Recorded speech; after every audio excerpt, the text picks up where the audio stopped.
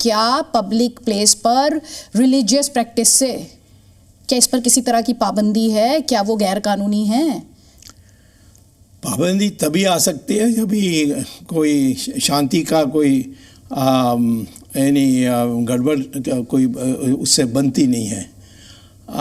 नहीं तो हवाई जहाज़ में लोग नमाज़ पढ़ते हैं। मैंने देखा खुद अपने आप तो रेलवे स्टेशन में जा सकते, वहाँ प्लेटफॉर्म में लोग दरी बिछा करके नमाज़ पढ़ते हैं। हम लोग भजन करते हैं, हिंदू लोग, और जुलूस निकाल के ले जाते हैं। तो जहाँ आप किसी की अधिकार पर अंकुश लगाने की स्थिति पर आ जाते हैं तब हम हस्तक्षेप कर सकते हैं, नहीं तो नहीं कर सकते हैं। नमाज़ पढ़ना हम तो हिंदू हैं, हम तो कहते हैं सारे धर्म जो उपासना पद्धति है उसके रास्ते से भगवान प्राप्त हो सकता है। मुसलमान नहीं कहता, क्रिश्चियन नहीं कहता, परंतु हम तो क्रिश्चियन या मुसलमान नहीं है ना, हम तो हिंदू हैं। और मुसलमान को भी सोचना चाहिए तो जब हमने देश की बंटवारा की थी, जो कट्टर थे उनको हमने पाकिस्तान दी। अब यहाँ सब मिलकर करें। आपको कुछ तकलीफ़ हो तो हमसे कहिए, हमारी तकलीफ तो आपको कहेंगे, पर दोनों तलवार लेकर खड़े हो जाएंगे तो फिर इस देश का तो नुकसान होगा, ये किसी का भला नहीं होगा। तो ये जो अभी आपने जो सेंटेंस यूज़ किया, तलवार लेकर एक दूसरे के सामने खड़े हो जाएंगे, ये तलवार लेकर आपको लग रहा है जो हालात हैं इसके पीछे कौन है, ये क्यों हो रहा है? नहीं, दुष्ट लोग तो हर समाज में होते हैं, परंतु उनको पकड़ना चाहिए। परंतु हमारे सब राजनीतिक और राजनीतिक दल जो हैं वो इन सब का उपयोग करते हैं इलेक्शन में, और इसीलिए आज उन किसी को हिम्मत नहीं है। आरोप आपकी पार्टी पर भी लगते हैं? हमारी पार्टी में भी करते हैं, मैं जानता हूँ, मैंने कंप्लेंट भी किया कई जगहों में, परंतु और उसमें लोग मुझसे भी चिढ़ जाते हैं कि भाई ये स्वामी तो सबको टोकते रहता है, तो मैं और क्या करूँ, प्रशंसा करूँगा? तो इसीलिए मैं आज कहता हूँ कि मैं ये नहीं मानता हूँ कि एक कम्युनिटी ही जिम्मेदार है, परंतु ज़रूर हमारी हिंदुओं की भी गलती है कि हम 1947 में बिल्कुल साफ़ कर देना चाहिए कि जो मुसलमान सिर्फ उनकी दारुल इस्लाम चाहते हैं वो हिंदुस्तान में नहीं रह सकते। ये दारुल इस्लाम भी होगा, इसमें हिंदुत्व भी होगा, इसमें क्रिश्चियन का जो रास्ते हैं वो भी होगा, सब चाहे। हम तो किसी को रोकेंगे नहीं, परंतु तुम हमारे इसमें टक्कर मत लीजिए, और हमारी जो नेता हैं, हमारे भगवान हैं, उनकी बुराई मत करिए, और हम भी आपके जो पैगंबर हैं उसकी बुराई नहीं करेंगे। आपने अभी जिक्र किया, हम क्योंकि हिंदू मुसलमान को लेकर डिस्कशन कर रहे हैं, ये सरतन से जुदा आपने सुना होगा, इसे लेकर एक लंबी बहस इस देश में छिड़ गई है। आए दिन हम देख रहे हैं कि जिन्होंने नुपुर शर्मा को समर्थन दिया, स्वामी सर, उनको टारगेट किया जा रहा है। हमने देखा ये उदयपुर में भी, और ये आरोप लगे अमरावती में भी, और इसके बाद भी ये मामले थम नहीं रहे। बार बार इस तरह के आरोप लगते रहे हैं, क्योंकि हमने नुपुर शर्मा को सपोर्ट किया इसलिए इस तरह की धमकियां हमें मिल रही हैं। इस तरह के मामलों पर ब्रेक लगाने का तरीका क्या है? कोई भी किसी के ऊपर आक्रमण करें या हिंसा करें वो तो बिल्कुल गैर कानूनी है। अब नुपुर शर्मा को ना पसंद करें या पसंद करें, ये तो कोई लोकतंत्र में कोई बड़ी बात नहीं है। ये तो सबके अधिकार है, और कहना भी थोड़ा अश्लील भाषा में नहीं होनी चाहिए, बट तो सभ्य भाषा में आलोचना करना वो तो लोकतंत्र का एक हिस्सा है। मैं ये कहता हूँ कि धमकी देना कि फिर तुम्हारा गला काट दूंगा, ये तो हम नहीं मान सकते, और हम इस देश में इसको सहन भी नहीं कर सकते हैं।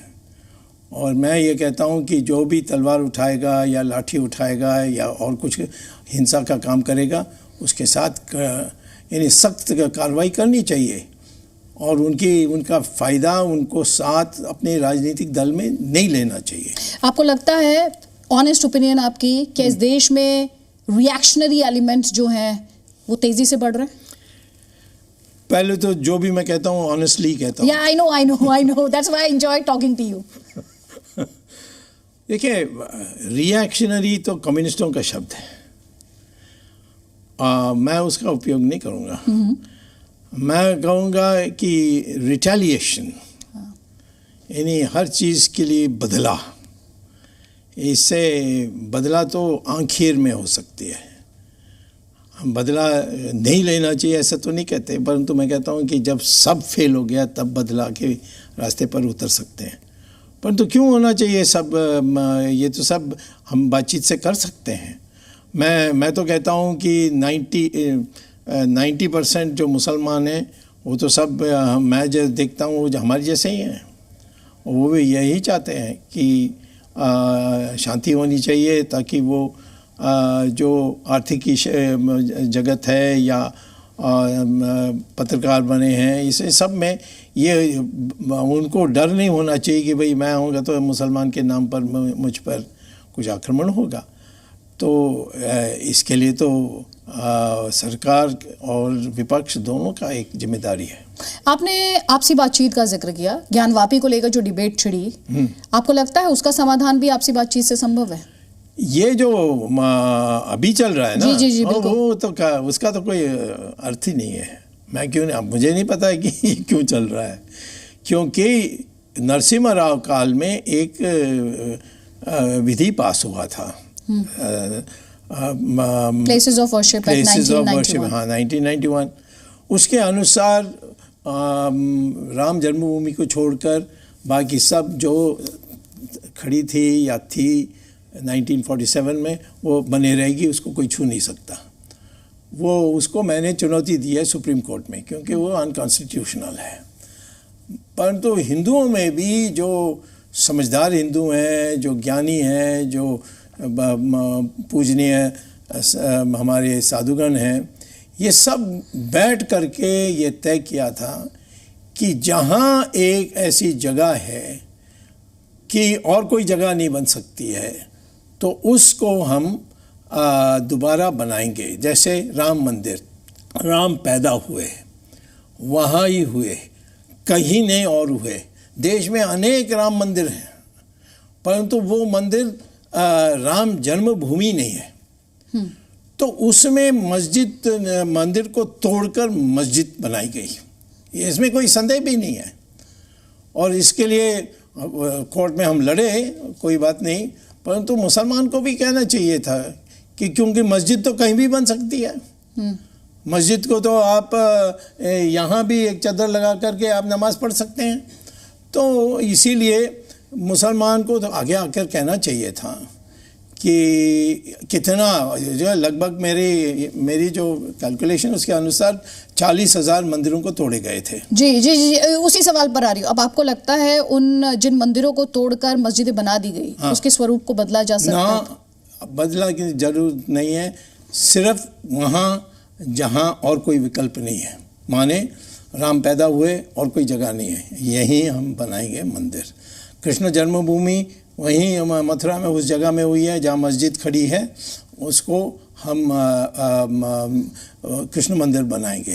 काशी विश्वनाथ ज्ञानव्यापी, वहाँ मंदिर था जो शिव भगवान ने खुद अपने ज्योतिर्लिंग वहाँ भेज कर खड़ा किया। काशी विश्वनाथ को दोबारा मंदिर बनना ही है। अब मैं समझता हूँ कि लोकतंत्र से देश होने के कारण हम बहस से करेंगे, कोर्ट से करेंगे। कोर्ट में मामला है, मेरी याचिका है, और उसमें जो भी रुकावट है उसको हटाकर हम करेंगे। और जैसे राम मंदिर में किया था, इसको भी करेंगे। तो 3 जगह को छोड़कर बाकी जो है वो हम भूलने के लिए तैयार हैं, और दूसरे जगह में हम बना लेंगे वो मंदिर, क्योंकि वो उसमें जगह का कोई विशेषता नहीं है।